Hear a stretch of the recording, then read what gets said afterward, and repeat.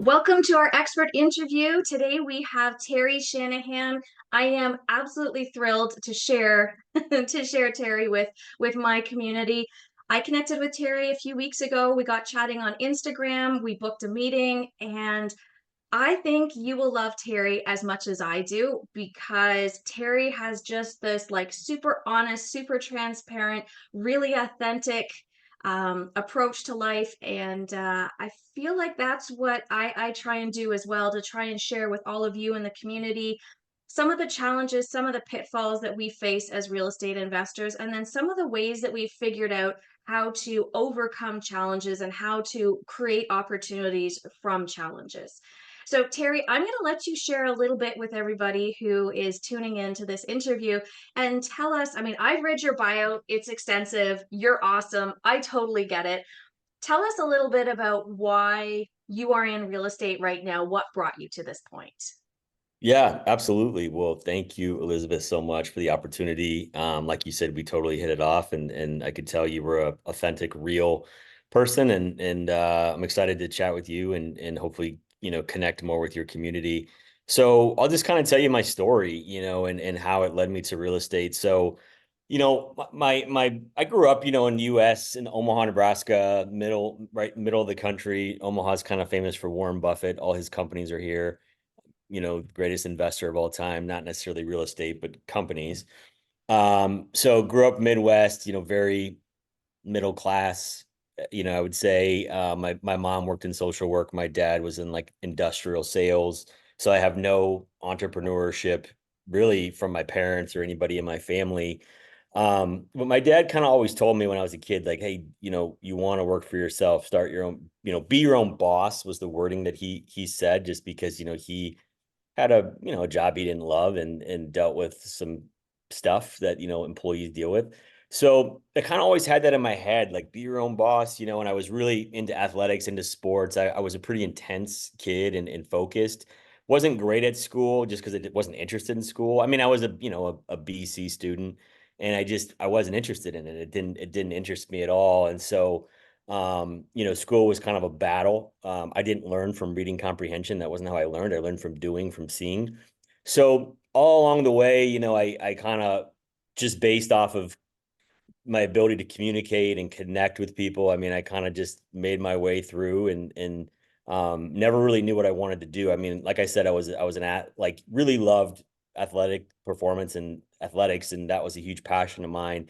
As I got older and realized I wasn't going to be a professional athlete, I kind of got more into the athletic performance world. And so I spent about 11 years in the health and wellness world, where I worked with professional athletes, Olympic athletes, a lot of professional CrossFit athletes, traveled around the country, around the world, really, working with pro athletes. And I worked with them on like functional medicine, lab testing, performance, and optimization. So I've always had really good attention to detail. And I would come in and look at their situation, everything kind of outside of the gym, and look at their sleep, their stress, their blood work, their food, their supplementation, everything they're doing for recovery, and figure out like how I could improve their performance. So I had that business for about 11 years. And the last 3 years of that, I started working with a lot of executives. So at the time, I kind of said, this is not politically correct, but it was like old, rich, fat guys. It was like guys that like, killed themselves building a big business, and then they wake up and they're like, oh shit, I need to fix my health. And so they would kind of pay me to come and consult with them. And so through that, the last 3 years of the 11, I was working with a lot of high net worth, predominantly male business owners. And I ended up meeting a bunch of guys, three like in a row. I got referred to one after the other. I got referred to more than that, but there was three in particular that were in the business of finding off-market deals and growing real estate portfolios. And I was just like really fascinated by it. And so taking a huge step back, before I started my nutrition and performance business, I spent a small stint in the financial world. So right out of school, I got recruited to Northwestern Mutual Financial Network, which is like insurance and investments in the US. Got recruited there, got my licenses, and was kind of in a sales role, but was always passionate about investing and about money. And really, I was passionate about residual income and like passive income. I kept hearing this thing when they were recruiting me, like passive income, like mailbox money. It just shows up. They kind of paint this picture of like this amazing, passive income. And there's some truth to it. But so spent a little bit of time in the financial world. And then I did get my real estate license and was kind of looking for a mentor, looking for somebody. I owned like 6 properties and about 10 doors total in my early to mid 20s. And then in 2008 and 9, when the market kind of shifted and tanked, I ended up selling stuff. I ended up making money, but I just didn't really have a mentor. I couldn't do it fast enough. I didn't really have the right plan. And so I sold the real estate at the time, and then I started my consulting business. And so I would just say what brought me to real estate is I've always been, passionate or very intrigued or interested or curious about residual income. How can you do things to build wealth, do the work once and get paid over and over? And Mhm. so through that, the other thing I'll mention real quick as I wrap this up is in my nutrition performance business, I did create some online info products, so some like online coaching products where it's video and email lessons. And, you do the work once and you get paid over and over. So had some success with that. And then I actually, ironically, it's just is kind of funny because of the industry gets a very bad rap. But I actually got involved in a multi-level marketing or network marketing company, had no idea what it was, had no idea of like the negative connotation because I was like so innocent and just like trusting. Um, and it was a supplement that I absolutely loved. And the supplement was incredible. It was a supplement called Pro Tandem. And I used it with like myself and all my athletes. And then somebody's like, hey, you can like make money with this. Like and I was like, what do you mean? And so I on the side, when I was doing my coaching and consulting, actually built a downline of like 10,000 people in this multi-level marketing company. And so I still get a residual check from that today. One of the few people I've ever met that actually had success and a good experience, with that. But so what brought me to real estate is just the passion for creating residual income. I've always known like real estate was a great model, a great tool. And then in my consulting business, meeting some guys that were willing to kind of show me what they were doing and teach me about off-market deals. That's really cool. It goes to show the power of mentorship, eh? Yes, absolutely. Love it. So let's talk a little bit about specifically what you've done, because one of the reasons I really wanted to share your experience and your story with our community is the fact that in Canada, in real estate right now, there are a lot of people who have some really big goals in terms of growing really aggressively.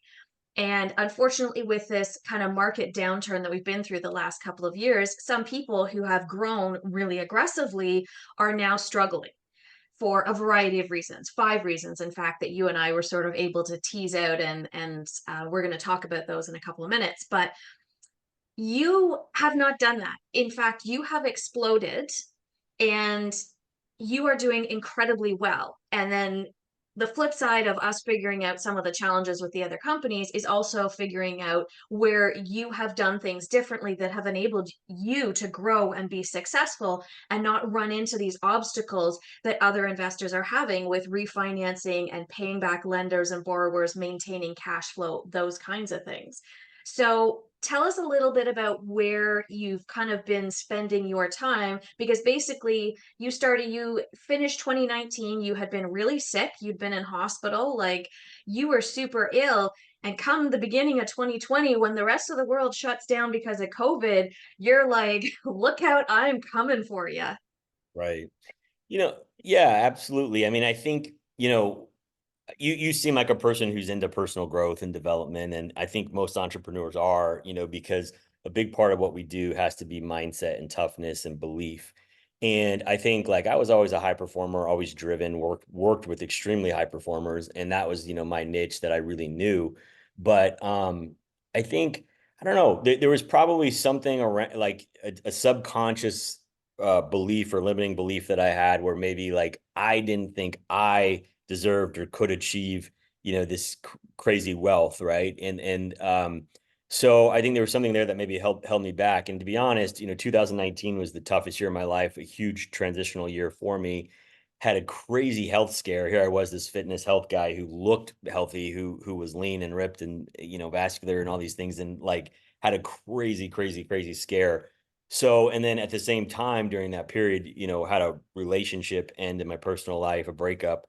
So, I think I ended 2019 just in a really tough spot. I mean, it was literally like the lowest low of my life. And so, in the development world and personal development and growth, you always hear, people talk about your why, or, what drives you. And I think for me, the biggest thing was just like overcoming some of those limiting beliefs, and then experiencing like enough pain and enough adversity that I just said, okay, I'm going all in. Screw this. Like, enough's enough. Like, I can do this. I deserve this, and just going all in. Cause I think I always knew like I was capable of more, but for some reason I just kind of was a little bit hesitant. And so achieving success in other areas and then really facing adversity and facing death. I mean, like, I haven't gotten into the story, but literally, like, I thought I was dying of cancer at 38 years old, and so that's a pretty scary thing. Um, and just the regret and the fear of like, oh my gosh, I'm wasting time. I'm not reaching my full potential. So I think those things drove me. And then it just got to a point where I was like, all right, I'm going all in. And quite honestly, so in March of 2020, I had one property, one rental at the time. I only owned one rental total, and I was working on my like second flip. So I had one flip, one rental. And in 32 months, I got to 185 doors.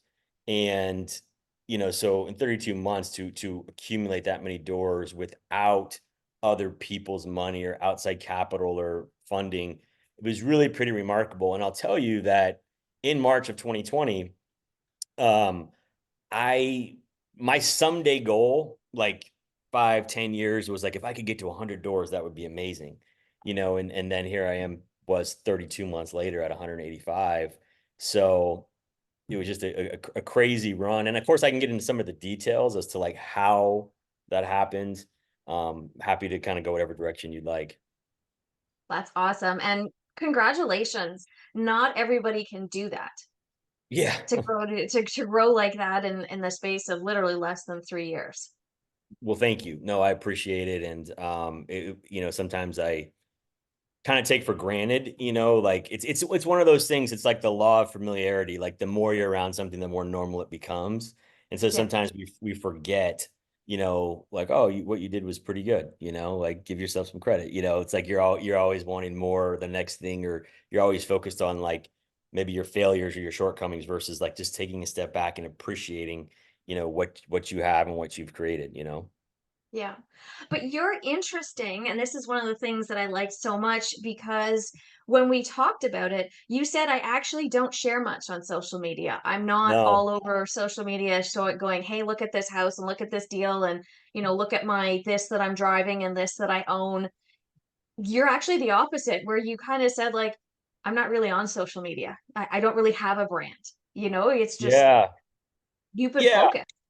It's funny, like, when I built this, I just put my head down and went, and I was so focused. I said no to a lot of stuff. I kind of regret, maybe not documenting the journey better, because I think it's an interesting thing. And like sometimes I even forget some of the steps and some of the things that happened.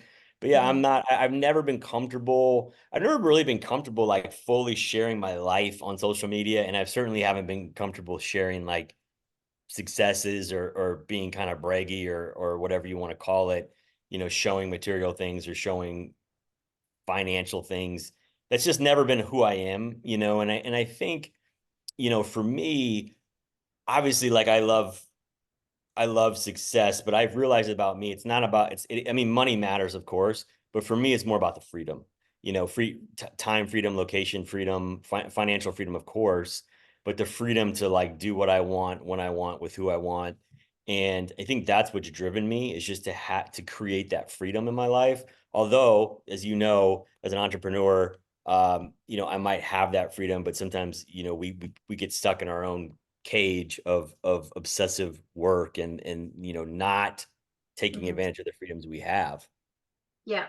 And as someone, I've been investing almost 20 years and I've built a number of businesses. And as much as we talk about freedom, the reality is the freedom doesn't come without the sacrifice. And I don't Right. think we talk about that enough. Like I look back and from when we started buying multi-unit buildings in like 2009, 2010, until I closed my property management company in April of last year, I worked a lot. I sacrificed a lot. I moved to Northern Ontario. That was time away from my family. That, we had weekends where we were on call where I mean, I remember one horrific weekend where we had 14 emergency calls in a 48-hour period because it was minus 50 in Kirkland Lake and there were pipes freezing all over the place and Right. then exploding. And I just remember looking at my husband. There was the two of us on call that weekend. I'm like, I don't ever want to do this again. Like, what the hell just happened here? Yeah. And it felt like so much, but that's also not the stuff that people talk about on social media is, sacrificing the relationships, the time with family. And you have to have a really good relationship with money, I think, to be an entrepreneur because when you have a job, you trade a certain level of comfort in terms of believing where the next paycheck is coming from. And that might be right or wrong because you might show up for work on a Monday and the doors to the business are closed and you're out of work and you just didn't know that. You didn't know how close they were to the edge. But a lot of people don't want to worry every day or every week about whether they're going to be able to pay the bills next week, next month, or next year. Right.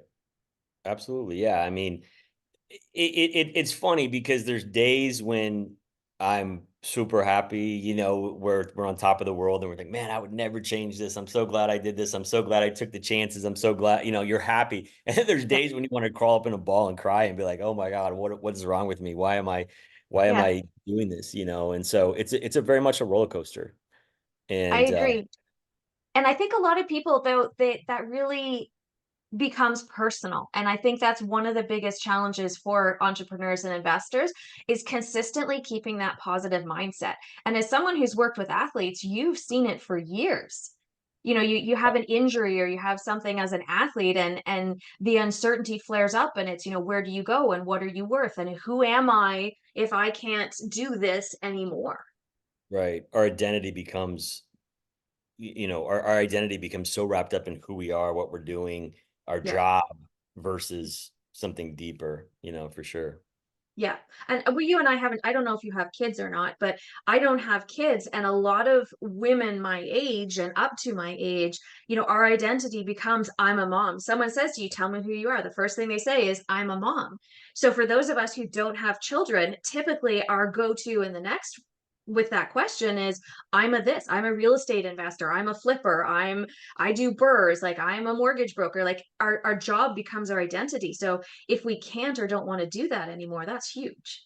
Yeah, absolutely. Yeah, no, I love kids, but I don't have kids. I'm not married, so it's one of those things where, and quite honestly, I probably sacrificed that, going down that path to build this because I always tell people like it would have been really hard unless my significant other or wife or somebody I was, was building this with me. It would have been next to impossible because the 3.5 years, 4 years, I mean, we're coming up on 4 years, I guess. But the 3.5 years that I really built this, like it was nights, holidays, weekends, around the clock, 7 days a week. It wasn't, like I would not have been able to be a good father, a good husband, and have time for this. Some people can do both, but I think realistically, anytime you build something, you have to have counterbalance. You have to know, okay, for this period of time, I'm going all in on this thing. And then Yeah. eventually it's going to give us options, later on.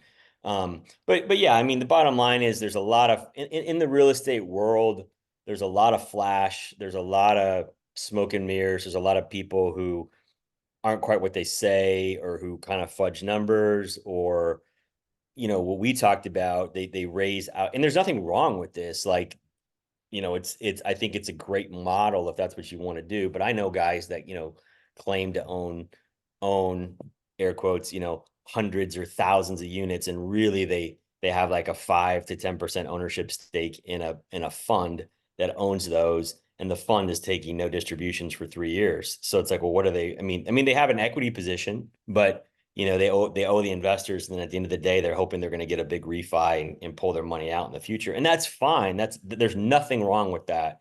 But I think there's a lot of those people touting stuff to on social media to the general public, and they're kind of misleading the general public about what this is and how to do it. Yeah. Yeah, I agree completely. The other thing that I think I see a lot of is people assuming that what they've done is scalable or doable. Right. And I started buying properties in 2010. Back then with the banks, it was 5% down. It was easier, much easier to qualify for mortgages. The banks didn't have the same rules around those kinds of things. So it's really important that we're comparing apples to apples. We could not have built the portfolio that we did if we were trying to buy right now. Right. Right. So Yeah. looking at someone like me and saying, well, you were, owners or partners in 400 units, that doesn't mean that that's a goal that is going to be as achievable today as it was 15 years ago. Right. And I mean, it's amazing, and yeah, I mean that's incredible. I mean, but here's the deal, like people also shouldn't make excuses. Like they shouldn't, well, you got lucky, or you did this, you did that. Like bullshit. Like you worked your butt off. I And did. many people in your situation, whether it be 8, 9, 10, 11, 12, whatever year, many people quit, right? And you didn't, right? You kept going. You kept going. And I think that's like with life. I mean, what's the saying? Like we drastically overestimate what we can achieve in 1 year, but we Mhm. drastically underestimate what's possible in 3 to 5. Yeah. And part of real estate is part of life, but part of real estate investing especially is just having patience and keep Yeah. going, keep going, because there's times. I mean, there's been times in the last 3 to 6 months where I'm like, where's the hedge fund? I'm out. Like, buy my shit. Like, I'm done. I Yeah. mean, like, have a bad day. I mean, like today, this morning was a rough morning with problems, and we had a crazy incident at a house. Police kicked in the door and are looking for like a shooting suspect, and I'm like, good Lord, like that's never happened, but stuff happens, and there's just days when just everything seems to be going wrong, and you got a target on your back, and it's just like you got tenants that take advantage of you, tenants that ruin a house, and so part of it is about just keep going. So how do you deal with that? Having worked with athletes, I don't talk about this a lot, but I have a degree in kinesiology, so I worked quite a bit with athletes as well. Awesome. And there's a certain mindset that is required to become a high level professional athlete. How have you, or how do you cope with those days where it just feels like, you're in the ring with Mike Tyson, but you didn't get any training in before you hopped in the ring?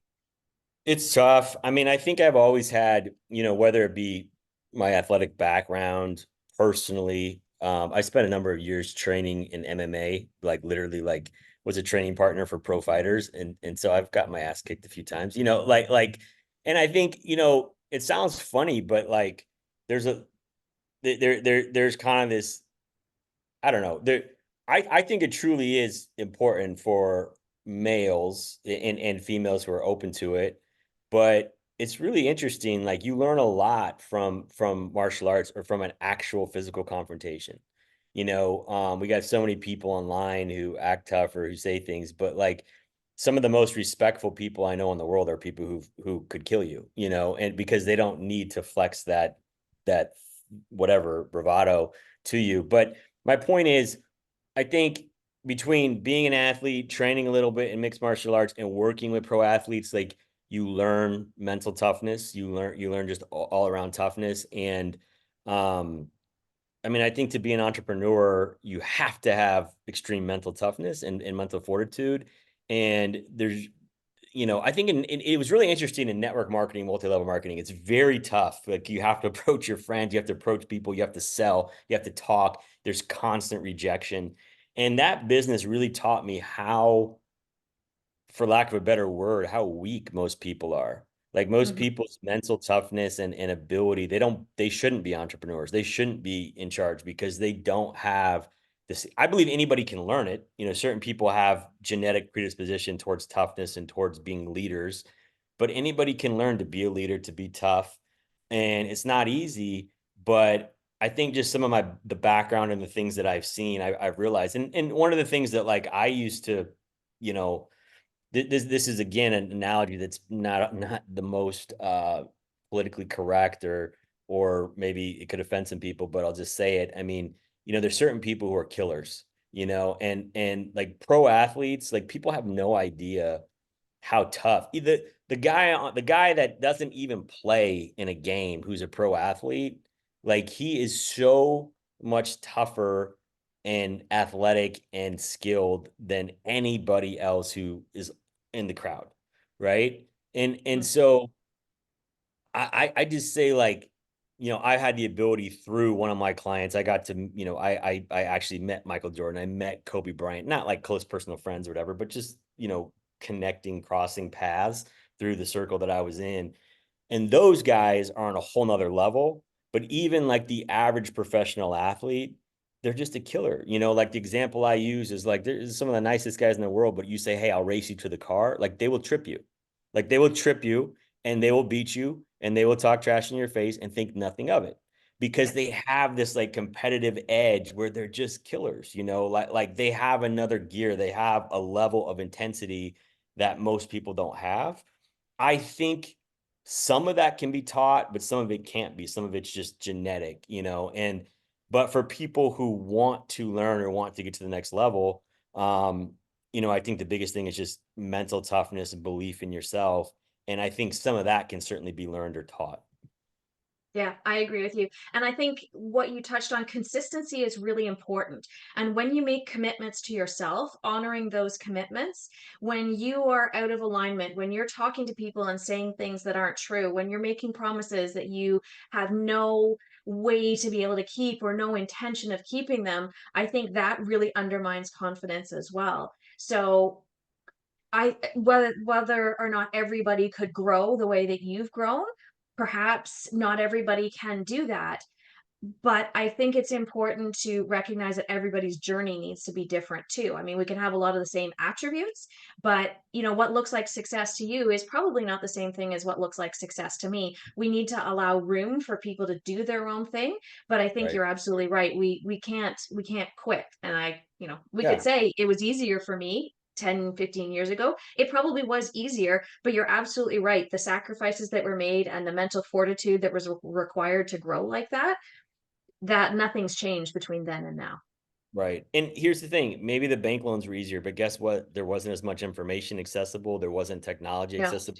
There weren't podcasts and YouTube videos everywhere teaching people what to do. So it's give and take, right? There's some things that might have been easier, but there's 10 things that were harder back then.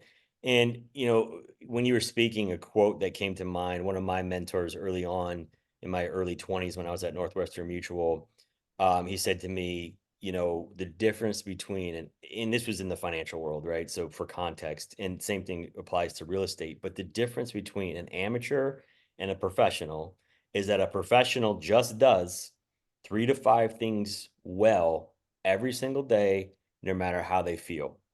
An amateur doesn't. So we think that, like, oh man, this guy or this girl who's killing it, like they're so much better than me. Well, they're really probably not.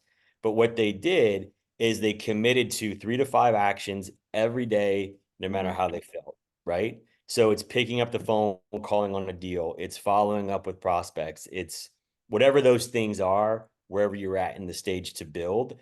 It's Mhm. literally just committing the consistency to like a handful of things and just doing them pretty well every day. And Yeah. and that over time makes you a professional. Yep. I agree. And not quitting even when it's hard. Like as part of a coaching program I started, I have to record 3 stories every day and post them on my Instagram and my Facebook. Yeah. And there are times where I will shoot that story and the words will flow and it'll be one take and it's 1 minute and I throw on the captions and upload and I'm done. And Right. then there's other times, like one evening this week when I was so tired and I had let it go too long. and I must have done 8 different takes and I still wasn't happy with it. But I come back in these moments where I struggle, I come back to done is better than perfect. Not Right. everything requires 110% of your focus and commitment and dedication. There are tasks that you can choose that are going to get 80 or 90% of your best, and you're going to be okay with that. Yep. Totally Yeah. agree. All right. Absolutely. So let's talk a little bit about sort of the business side of it. So when we were talking the last time, I pulled out kind of 5 key things that I saw because as I was building my business, I had some challenges too. We had some cash flow issues. We had some challenges with refinancing. We've had challenges with partners and investors and the communication.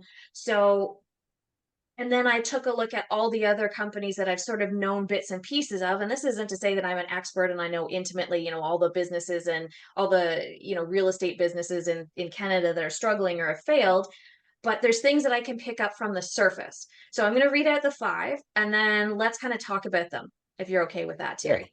Perfect. Okay. Let's do it. So the first one that really was highlighted for me was you were buying undervalued properties. So one of the things I noticed was that a lot of these companies were actively buying real estate in 2021, 2022 at the height of the market. You, on the other hand, bought undervalue, and that's what we did too. And that made a tremendous difference in terms of protecting us when the markets were struggling, when we were struggling. Number 2 is you built a solid team and you chose the right partners. And a lot of people try and scale without having the right people in place to fulfill the right roles. And we're going to talk about some of your hiring things. Yeah, absolutely. Another one was you had a financing plan in place and you had lenders lined up to support growth. And that is where the majority of investors that I can see right now are really struggling, where they came up with a plan when they bought a property a year or 2 or 3 years ago. They anticipated being able to refinance, and then the government and the lenders in Canada, they just moved the cheese. So now what you thought your exit plan was is not what you can actually do. And unfortunately, some people might not have had other exit strategies in mind. So they're now stuck in this no man's land. They can't refinance and get their money out and their investors' money. Mm. Step number 4 to focus on is creating unbreakable systems and processes. And then number 5 is manufacturing additional income streams. And these are all things that I have done that have worked, that you have done that have worked, and that I really want to encourage everybody who's watching today, write these things down, write down your key takeaways, and think about how you can implement these in your business to help make you bulletproof in terms of your growth in the next however long until we see another downturn in the market. So let's start with undervalued properties. Can you give us a quick overview of one of your typical deals? What does that look like? Yeah. Yeah, absolutely. So, and again, 2020, I spent the end of 2019 and kind of actually right before I got sick in 2019, I was learning one of the ventures I invested in and was involved in to actually started like the very end of 2017. So I wasn't investing in real estate, but I was involved with through some nutrition clients of mine, a company that recruited, trained, hired, and managed Filipino outbound cold callers. So we taught them how to make and we improved the process of how to make outbound cold calls for real estate deals. Okay. And we actually had a number of people from Canada contact us, and there were some issues like getting data, and there was a lot of issues with Canada. So that was something more available in the US, of course. But the point of that is I started to learn some of the marketing tactics and how to find off-market deals. And so then at the end of 2019, I started to learn more about that. And I was like, huh, this is interesting. And in 2019, I had made the decision that I wanted to do this. I wanted to hire some of my own callers to help me find off-market deals. When I got sick, it didn't really happen until 2020. But I that's probably the number one marketing thing that I learned is outbound cold calling, but leveraging and hiring virtual assistants to make outbound cold calling. Then we also did some mailing. And I also worked with a lot of wholesalers, people, I don't know the wholesaling laws in Canada, but, people who will tie up a deal and then sell it to you for a small profit of the deal. And so meaning like they might get a house under contract for 130, sell it to you for 145. So they're making 15,000 just to like find the deal and then pass it to you. So outbound cold calling, a little bit of mailing, and wholesalers, those were really like my three biggest um marketing channels. And then the fourth was actually just picking over MLS deals that other people were passing on and trying to figure out, hey, this has been on the market for a while. Like, let's talk to the other realtor. What's a scenario where their seller would take a fast cash deal? Mhm. Is there anything we could do to make this happen? So those were kind of the channels. And so I was very focused on not overpaying for stuff, and I walked away from many deals. And so that was the number one thing that I did, is I learned to find off market deals, and I would only buy them if I felt it was a good deal. So no, there were some deals that like didn't need much work, and so I would pay a little bit more than normal. But I before this call, I looked back through kind of my spreadsheet of all the deals we purchased, and I looked at the numbers, and it's not perfect data, but it gives a pretty good generalization. So, for example, I pulled up some numbers just because I wanted to share this with you. So, at the height of our growth in 2000, really 21 and 22, 22, I acquired and kept 100 properties in 2022. And during that time, the average purchase price for me was about 90,000, and the average ARV, or after repair value, was about 155,000. Okay. So I took out some outliers, right? There's some properties that were way different, but I just looked through the data, and again, the average purchase was about 90, the average ARV was about 155. So when we were looking for stuff, kind of our rule of thumb is we would love to be around, 60 to 65% of the ARV, like our purchase price. That was kind of a general rule of thumb. Now, the second part to that is I created an in-house construction team. So I had 1099 contracted guys that worked directly for me. We kept them busy. We then had relationships with the licensed guys that needed to be licensed. But I had an in-house crew in our height of about 18 guys that would do clean out, demo, paint, flooring, all this stuff that doesn't need permits, right? Like we would just bust through that incredibly fast. And because I essentially owned the construction company, we could do the work at a 40 to 50% discount. So average purchase price was about 90,000. Average construction price was about 13,500. Now, it would probably take the average person that might cost them 25,000, but because I owned it, it was 13,500. Now, if the average appraised value was 155, then the bank was giving me 80% of that appraisal. So we would buy it, we would clean it out, we would rehab it, we would get it rented, and then we would go to the bank and get the refi. And I kind of negotiated. I had some small local banks. I know this is another bullet we'll get into in a second, but I had some small local banks that were not requiring a seasoning period. So sometimes I would buy this, I would get the work done in 7 to 10 days and refi it within 2 weeks. So the process for me was extremely quick. So if the average purchase was 90, the average construction was 13.5, I'm in these houses, the cash I have in per door is around 103,500, 103,500. So to get that, it's the purchase plus the construction. Again, appraisal's 155. 80% of that is what the bank's going to give me. On average, that was 124. So 80% of 155 is 124. Now I only had 103,500 into the deal. That means I cash out, or I got back above and beyond what I had in the deal, about 20,500.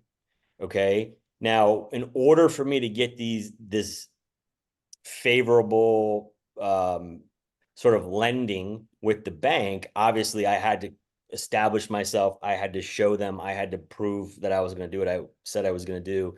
And it wasn't like that easy right away, right? Like I had to do 6, 8, 10 deals and show them before they became a little bit more flexible with me.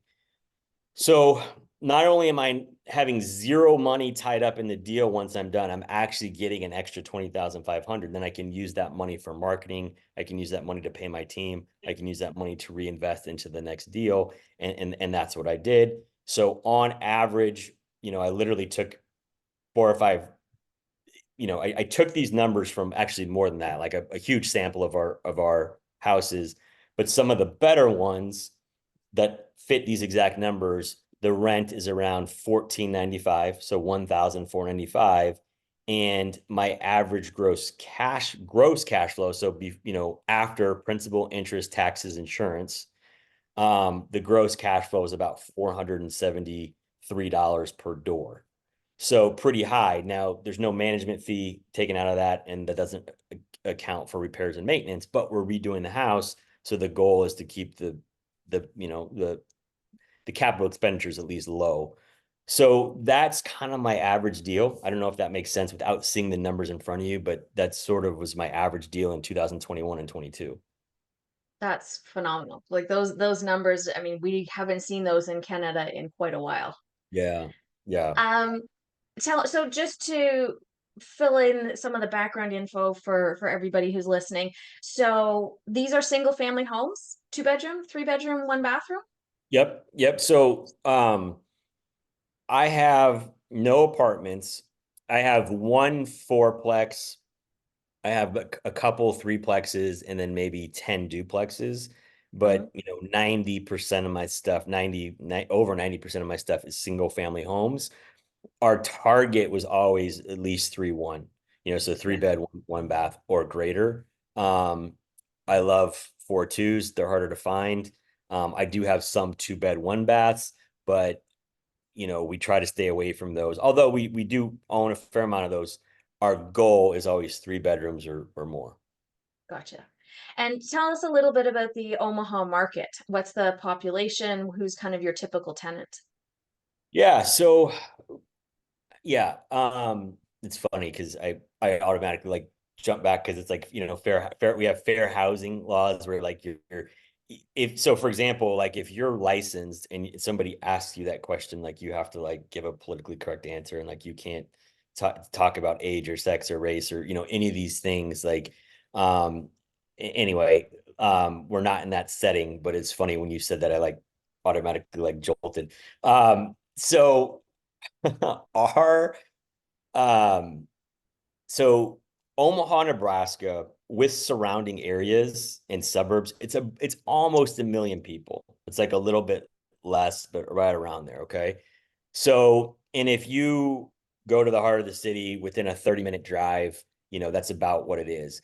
Now, I live in downtown Omaha, and so like I can literally look this way and I can see there's a river, and across that river is Iowa. So Nebraska and Iowa are bordering states. And so there's a little bit cheaper properties in Iowa, and there's a little bit more expensive properties in Omaha. So, um, South Omaha is predominantly Hispanic community, a lot of Spanish speaking. And we have that's one of our favorite areas to rent and to own is in South Omaha. As you go throughout the rest of the Omaha, it's there's different pockets that are maybe different nationalities. But South Omaha is one of our favorite, just with respect to property value, safety, quality of tenant, all these things. Whereas in Council Bluffs, Iowa, which is right across the river, um, you know, it's probably a lower end population, highly Caucasian population, but we've had a lot of trouble there with drugs and with just with stuff, that's not ideal. So we've kind of got away from buying more there. But I would say the average price point, I don't know, it's a little bit skewed, but I would say like with respect to the stuff we're going after, in the beginning, the average price point was probably like 140 to 150, but now it's probably at least 180, 185, and it's really hard to get anything decent under 200,000.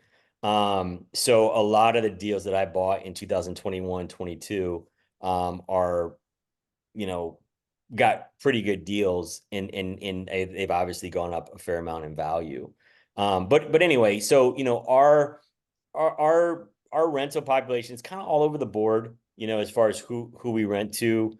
Um, but we're starting to see more and more people in our nicer houses that are like pretty freaking qualified. You're like, why are you renting? And Mhm. the more data I see, we're starting to see that there's more and more people who want to rent. The younger generation, I think is less interested in owning a home. Now, granted, I would say the stuff that we own, it's certainly not high end. I mean, it's not, slumlord disgusting stuff. I mean, everything, my whole model is I do minimal work to the outside, just make it safe, clean it up, but don't invest in the outside. But I spend all the money on the inside. So I want, new flooring, new paint, new fixtures, Mhm. appliances, and that's kind of our model. And so a lot of my houses you drive by from the outside, they don't look pretty.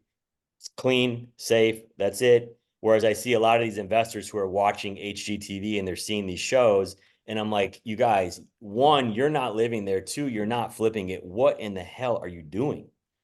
I mean, you've seen it, right? Like these people who make this thing beautiful, and I'm like, this tenant is going to tear the shit out of this place. Like, don't do that. Yeah. And that was why I asked about your tenant demographic, because I've definitely come across something and I call it like the bad tenant tax.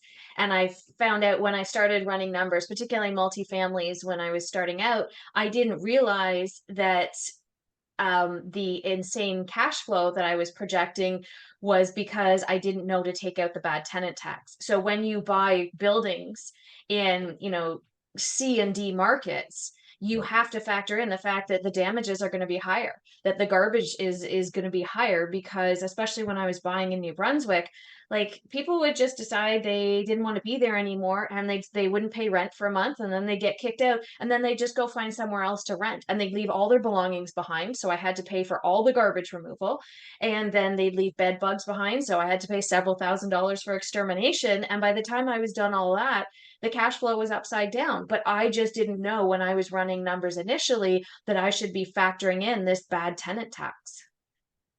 That's what I've found in Council Bluffs, Iowa from my stuff, and um, so some of those houses, we've even tried lowering the rent slightly, and then when that happens, all we do is clean and just rent it again. Like we don't fix half the stuff because the next person's going to destroy it again. And I mean, we've had some, I say we because my sister works with me and my team. We've had some learning experiences, and it's I mean, in the last year we've had several occurrences where $20,000 of damage is done to a house, and you're just like, what in the hell happened? And sometimes, yeah, I mean, it's certainly there's a group of houses we know that this could happen, but sometimes it happens when you least expect it, right? So like it's just I've kind of just realized it's part of the deal, but we've gotten more and more strict ahead of time looking at that tenant. And I used to be so get it full, just take, I don't care, take the money, like early on. And now we're like, no, like Yeah. my sister is Katie, and she's like, nope, I didn't get a good feeling from them, you Yeah.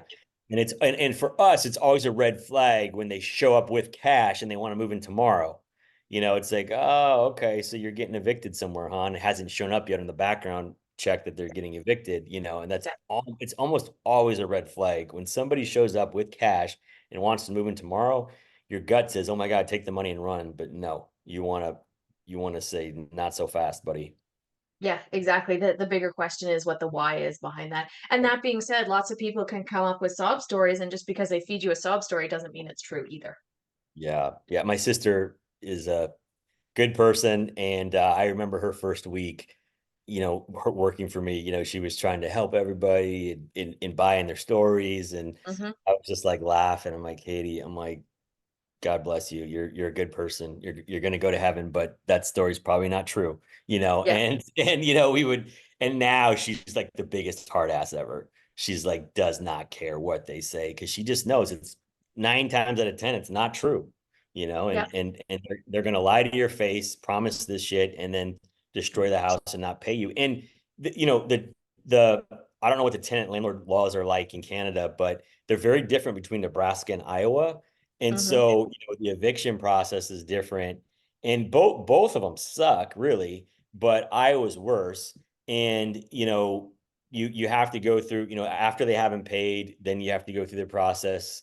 There's fees involved, court costs. We have an attorney that we use just because we do it so often. We have negotiated a decent price, but then they have to get the court hearing. And so by the time we get to court, it might have been 6 weeks since they've paid. And then after court, if we get the judgment, then we have to wait for the sheriff to go to the house. Sometimes that's a week or two, sometimes 3 weeks. Then after the sheriff does the lockout, we then have to give these people 14 days to get the shit out of the house. And so, like you're saying, bed bugs, whatever, right? So I get to pay the utilities, I get to pay to move their stuff, I get no rent, and sometimes it's been 2 months, and you've got a destroyed house, all their shit's in it, no rent, you're paying utilities, the place is vacant, and then after that 14 days, then you get to remove all their stuff, So I don't know what your process is, but it can be painful. We have a similar process. The problem right now in Ontario is it can take 18 to 24 months to get Oh my people out. That's why you laughed. You're like, it's 6 weeks, and I just about died because I'm like, God. do you know how happy Ontario landlords would be if it was 6 months? Oh We're my we're like God. double, sometimes triple that. All right, I And won't complain. Our process is yeah, amazing. I love our process. It's it perfect. is. All right, let's talk about the lenders and how you were able to build those relationships because I feel like that's a really key part too, especially, so many people right now they anticipated in Canada, they were going to refinance with a CMHC program. It's called MLI Select. And over the last sort of 12 to 18 months, they keep changing it. The loan to values are getting lower, the appraisals are coming in lower, the requirements and the documentation have exploded. So all these people who bought buildings 2 years ago and thought they were going to be able to refinance them at 85% loan to value once they stabilize the asset, now all of a sudden it's like, no, you're not with an approved lender now. Now you have to move to an approved lender and you have to wait X number of months and then you can come back and apply. So all these plans that people had are falling apart based on the access to financing. I just wanted you to speak to how you had been able to control um the back end of the lending piece and what you had been able to set up that worked for you because there are so many people here who are like, oh, my mortgage broker told me that I'd be able to do this. And then they get to the end and the mortgage broker's like, oh, sorry, you can't do that anymore. And they're like, oh, well, that was the only plan I had. What am I going to Right. do now? Right. Yeah, no, absolutely. Yeah, so I mean, the lending piece is so important, and I know, there's certainly some differences between the US and Canada. I actually ran into some speed bumps when COVID hit because I kind of started right before COVID was going on. And then a couple banks that I worked with, like as soon as the COVID craze hit, like March, April, they like all pulled back. So I had some like approved loans that didn't Mhm. go through. And it was definitely troublesome. But so I guess I'll speak to kind of what I did, and if part of your U.S. audience, this could apply to, or maybe it applies to Canada, but essentially this, like, there's always, there's this quote like, everything is figure outable, right? And I think, whether it be private lending, whether it be different types of institutional lending, banks. I don't know. I know Canada has different laws, but I'll just tell you what I did. So a lot of the bigger banks, like in the US, it would be banks, huge banks like Wells Fargo and Chase and um, um, uh, US Bank, like these big, large banks, they're very difficult to deal with, and there's a lot of red tape. So what I did is before I got started, actually, I knew this could be a challenge. Plus, I was self-employed, so I didn't have W-2 income. And so it was one of those things where I'm like, man, like I don't know how I'm going to do this, but I know I must create a solid relationship with lenders. And so what I did is I went to some of these small local banks The first one that I dealt with was like First State Bank and Trust of Fremont. Fremont's like a small town. They do like a lot of like agricultural farm lending, right? And so they were very interested in diversifying their portfolio into single family homes in Omaha, the big city, right? And so I mean, sat down with like vice presidents and higher ups of the bank and I said, hey, here's the deal. I'm learning this thing, how to find off market deals. I've got some assets, I've got some cash. And literally I said, like, are you willing to give me some line of credit? That's essentially, if you take like permanent life insurance and some investment assets, and if I move my accounts here, what would you do? And so they were willing to give me a line of credit. It was collateralized by assets.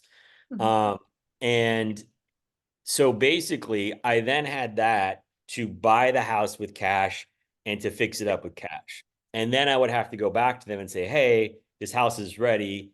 They didn't have any sort of, some banks would have a 6 month or a 12-month stabilization period, where they wouldn't do the refi until you had 6 to 12 months of cash flow or rents to show.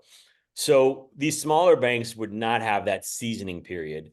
So then the issue I had though was some of the banks would only lend 80% of cost. So I'm like, okay, I am not going to be punished because I'm good at this, right? Like I'm finding off market deals that I'm buying way below market. And then my cost is 40 to 50% discount because I own the construction company. So like that doesn't work. 80% of cost, like that's stupid, right? Like I shouldn't be punished because I'm doing legwork. So then some of those banks became, no good.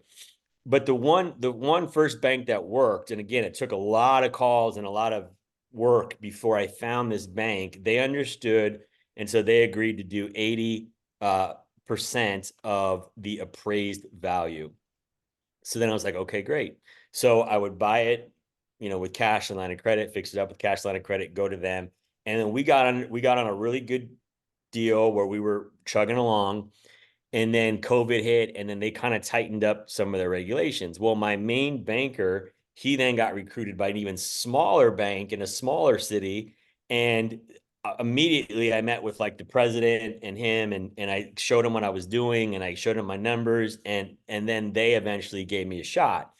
And at that point, that was even faster. Like we were refining stuff within 14 days. So I would buy it, start the construction, and then after I had done 6, 8, 10 deals with them, basically, um, they started to agree to do as improved. And this is where people get in trouble. This is where like some of the fraudulent stuff happens with people who aren't honest. But so for example, I could buy a house, I could show them my scope and bid of the construction that's going to happen and my projected rent. So I could buy the house on Monday, I could send that to them on Tuesday, and they would immediately order the as improved appraisal and move things forward. And then I start my construction, I'm going, and then I would close on that loan sometimes before I was even done with the construction. So, that was a huge part of my growth and the speed. But I had, I mean, I think if I look back, there's about 6 banks that I've dealt with. One of them has, I have like, 9 or $10 million of loans with. So one of them has a pretty huge chunk of my portfolio. But it was just all right. Like once we hit the limit, or once we had a hiccup, or once a bank messed up or didn't do a good job, like in the height of my growth, one of my guys on my team, Jesse, his main thing was constantly looking for new banks, constantly looking for new opportunities. And once I got a certain amount of assets, and once I got a certain amount of like just proof of concept, and we had proof of what we're doing, and we had could show the numbers and show the results, I kind of started interviewing the banks. I was like, I turned it on them. I was like, why should we work with you? And I Love it. and so I mean, I think that might sound funny to some people, but that's how I am now. I'm like, why should I move my money to you? Like, what are you going to do? Like, and I mean, I can't stand. I mean, I should be careful what I say here, but I just can't stand like the employee mindset, the 9 to 4, clocking out, not in a hurry. Just, the banker mentality in general drives me freaking crazy. And so I always want to find somebody who gets it, who's got some skin in the game, who's willing to work hard with us and get shit done. And don't tell me it can't be done. Figure out how it can be done, Yeah. and so anyway, that's big picture. It started off with one. In the end, there's about six. Um, but I think the biggest thing is, find a bank who's willing to think outside the box or who has the ability to create that relationship, do what you say you're going to do, follow through, show them proof of concept. And then once you get big enough and you get some success, you need to interview the bank and turn the table on them and ask them, why I should work with you. Love it. I love Yeah. it. Um, we're running out of time, so I'm just going to take a look, and maybe what we need to talk about is the additional income streams. I think that would be probably be the most helpful piece that we kind of wrap up our interview talking about. So tell us about manufacturing additional income streams and how that kind of helped you stabilize everything. Yeah. It's funny because I was just with a friend the other day. They're like, what? Like, they heard me on a call and they're like, what was that about? And I'm like, oh, it's just this other side business, whatever. Like, and they're like, how many things do you have going? And I'm like, a lot. And so it's like, I can't help it. I can't help it, Elizabeth. I'm like, oh, you got an idea? Like, oh, let's talk about it. So here's the deal. Probably one of the greatest, another big piece of like how I built this is like I haven't lived off of it. So I've reinvested everything to buy more properties. I haven't taken any of the cash flow from me, like literally zero. Of course, like, are there some business expenses, that get thrown in for phone or travel or office or things like that? Of course, but like truly taking a salary or taking a draw, like I've lived off of other streams of income and lived fairly modestly. And then I've just reinvested everything into marketing, into my team, into operations. And, that was a huge bonus to how to help the speed and the scale.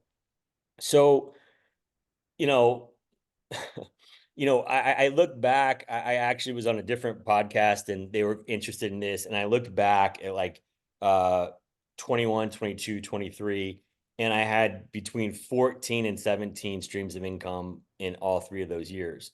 And now not all of them were huge, right? Like, but still 14 to 17 significant things. And so now obviously we do some construction management for other investors. So my in-house team, we get paid to help them manage their construction or their turns. Not like licensed stuff, but just quick turns, or cosmetic rehabs, if you will. Hmm.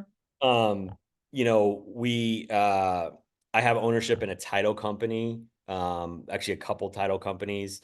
I have done private money lending or hard money lending where other younger investors or not even younger. I mean, some of them were mentors to me, but through lines of credit or cash that I have access to, I will lend them money at like a 14% interest rate if they have like a flip or something they need money for 6 months or 12 months. I have part ownership in a roofing company.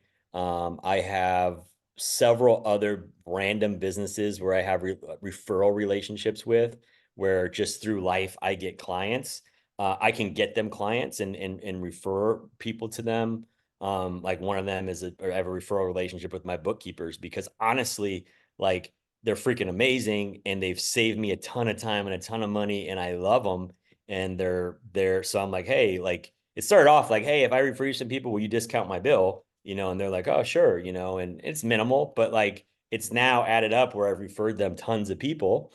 Um, so it's just stuff like that. I mean, from real estate, I still have income from the network marketing company that I built from like 2010 to 2016. Haven't done anything since 2016. I still get a residual check every month from that. Those are just feel free to ask any questions on top of that, but those are just the types of things, um, in general that I'm doing. And I'm always looking for opportunity. But I'd say like while I was building this, I got really good at saying no because all the time I'm approached with this opportunity, that opportunity. Hey, do you want to invest in this? Do you want to do this? And I say no all the time But the things that I'll do now are things that I understand, that don't take a lot of my time, and that are sort of already related to the business that I'm doing, you know? Oh, another one that's significant is I do have a real estate license. And so I don't actually do brokerage work, but I refer a ton of deals to agents and I get paid there. You know, even sometimes if a realtor finds an on market MLS deal that I want to buy, Mhm. I'll let them keep 75% of the commission and I just take a 25% referral fee. Wow, that's pretty amazing. And we did exactly the same thing too when we were growing. We always had additional streams of income. I was a trainer for Rich Dad for 8 years. So Oh, for a wow. long time, we kind of used that to supplement. And that meant that we could continue to take all the money that the business made, put it back in, and improve the systems, the processes, the staffing. And it definitely enables you to grow more quickly when you're not counting on that to be able to keep the lights on in your house. Yep, 100%. Oh, that's another one. So that reminded me, I love the Rich Dad stuff, but the I did coaching and consulting. And so I rarely do any more coaching or consulting, but occasionally, every couple months I'll take on a client. If it's if they pay me enough, I'll do it. Recently I've had a few other investors and people say, "Hey, can I pay you for some coaching?" And so I'm kind of experimenting with that. I don't know where that's going to go, but I mean, it's just, yeah, like you said, I mean, it's just always looking for opportunity and seeing, hey, and I think the biggest thing is just like with what you're doing in life anyway and what you're spending time on, are there Mhm. any other like ancillary connected opportunities? And I probably should have had ownership. I mean, I wish I had ownership in a title company years ago, but I didn't have the leverage to get it until more recently. So, you Yeah. know, Yeah, and I that's what I find with a lot of my clients is, they come to me now and they want to be able to leave their jobs. And we start looking at the numbers. In a multifamily in Canada right now, you're lucky if you can get $100 a door. mm, So you're not retiring. If you're making 150,000, you're not retiring anytime soon. So right, for people to be able to have that time freedom, it's typically positioning yourself, moving into another business, generating active income, whether it's wholesaling or flipping or property management or any of those other, like you said, those sort of adjacent businesses. But then you have to know how to run a business. So that's a whole new skill set, right? right. 100% agree. And the thing that I would say, the other thing that doesn't get talked about enough, and I think in like 2017, 18, 19, I was kind of into this. I'm sure you've heard it or seen it, like the FI community, like financial independence. It's called FI, is like, the podcasts and the shows and stuff. And then there's FIRE, which is like financial independence, retire early. And I mean, those people are like psychotic about like saving every dollar and living below your means and travel rewards and like all these things. And I think that's great. Like, cause I've been there, like where I've been super cheap, super frugal, like, Mhm. and there's still parts of me that are, but I've kind of like, I'm recovering, like I'm getting over that. But if I'm honest, I mean, really, 2016, 17, 18, even through 22, so call it for like 4 to 5, 6 years. Like I lived so far beyond below my means and spent so little of my income. Like it was a game. Like how little of my income can I spend to live on, right? Because I wanted to invest in real estate. So leading up to before I started investing, I saved every dollar I could because my vision was like residual income. Like how can I make this work for me? And then I almost got to the point where it was like just absurd, how obsessive I was being about it. And so, I kind of dated a gal who lived in Scottsdale, Arizona, and Scottsdale is a pretty, high end place. And so that kind of helped me come out of my state, although it's not a bad state. It's just it was too much. So I would say this, like you have to be frugal, you have to live below your means, you have to save, you have to invest, and there has to be a period of time probably before you jump into this that you're doing that.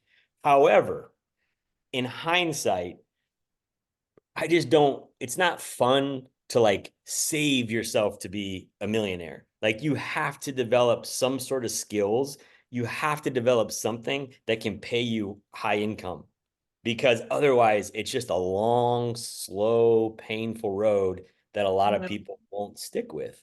And I've been on both sides, right? Like I've been on both sides, but the biggest thing I say now is like develop a skill, develop something that's going to give you the opportunity to make a lot of money because it's way more fun to do that than it is to just like worry about saving 10% of your income or whatever. You're so right. I love that. Terry, I can't thank you enough. I absolutely admire your resilience, your resourcefulness, and your commitment. You are truly the type of person that we need a heck of a lot more in our real estate community. And I really hope you will spend a little bit more time on social media because I think you got some cool stuff going on. Where would you like people to find you if they want to connect with you after this? Yeah, no, that'd be great. I mean, and I would love to come and engage with your group anytime if I can help. I would love to, and I really appreciate you reaching out. I appreciate the opportunity. Probably, I'm committed to becoming more active on Instagram. So I would say, Instagram is probably a good place to connect with me. My handle there is at the Shanahan Plan, and that was kind of my coaching business still. So at some point we may rebrand that, but for right now, I think that's a good spot to connect. Awesome. Thank you so much for your time and your insight. Greatly appreciated. And I look forward to connecting with you again soon, Terry. Absolutely. Thank you.